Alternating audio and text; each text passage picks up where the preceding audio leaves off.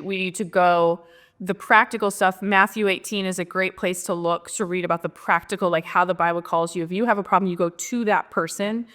Biblically speaking, and as far as it pertains to the church, like the Big C church, it says go to that person and talk to them if you have a problem. If that doesn't work, bring another person with you. Yeah. Not someone who's like your best friend and you know that they hate. Like, so bring someone with you that can hopefully help be a peacemaker.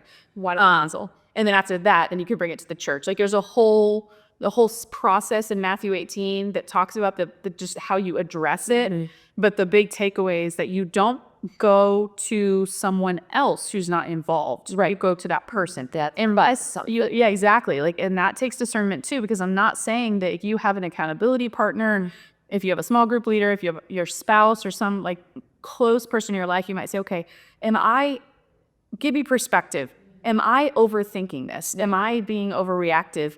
That's fine. If it's a trusted person who's going to keep because at that point, you're going humbly to someone that you trust to look at the situation. You're not going to be like, did you know that so-and-so did this? If it's your solution different. And here's the deal. If you talk, if you're going to go and bring this up with someone else, you have to be willing to actually follow all the way through. Yeah.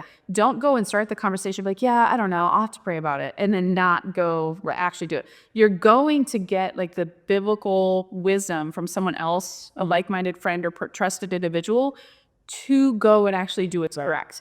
Or to have someone say, I think you should overlook that. Mm-hmm. And you really do. And if that's the situation, then you have to be able, like, you have to have overlooked it, move back into normal relationship with that other person. Right. You can't, is it out of the world that wasn't an ire? Yeah. And this is the balance, right? So peacemaking, we are called to be peacemakers, right? And blessed are the peacemakers. The Lord says that.